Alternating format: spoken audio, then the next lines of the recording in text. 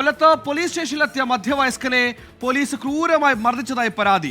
കടയ്ക്കൽ ഗോവിന്ദമംഗലം സ്വദേശി സുനിൽകുമാറിനെ മർദ്ദിച്ചെന്നാണ് പരാതി. എന്നാൽ വനിതാ പോലീസിനോട് അപമര്യാദയായി പെരുമാറിയതിന് കേസെടുക്കുക മാത്രമാണ് ചെയ്തതെന്നാണ് പോലീസിന്റെ വിശദീകരണം.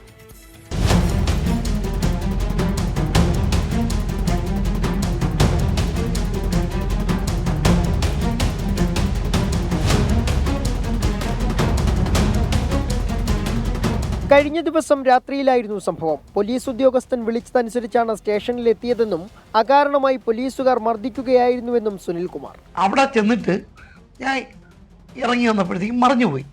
റോട്ടിൽ മറിഞ്ഞടിച്ച് വീണ് അവിടെയും പറക്കിട്ടങ്ങ് അടിച്ചു. അവിടുന്ന് എഴിച്ചു കൂടാ എന്നെ ബലകാര്യമായിട്ട് രണ്ടും കൂടെ തൂക്കിയെടുത്തുകൊണ്ട് പോയി സ്റ്റേഷനിലിട്ട് അരിച്ചൂരിനടിച്ച്.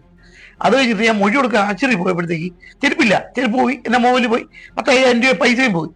അതും പിടിച്ചോടിച്ചുകൊണ്ട് പോയി, എൻ്റെ മൊബൈലും പിടിച്ചോടിച്ചുകൊണ്ട് പോയി. മുഖത്തും കാലിലുമടക്കം അടിയേറ്റ പാടുകളുണ്ട്. തുടമുതൽ പാദം വരെ ലാത്തി കൊണ്ട് അടിയേറ്റ് പൊട്ടിയ നിലയിലാണ്. ആശുപത്രിയിൽ എത്തിച്ചപ്പോൾ അവിടെ വെച്ചും പോലീസുകാർ മർദ്ദിച്ചതായി സുനിൽകുമാർ ആരോപിച്ചു.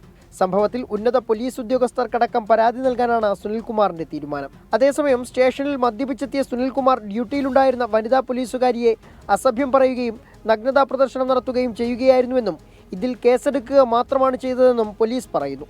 24 കൊട്ടാരക്കര.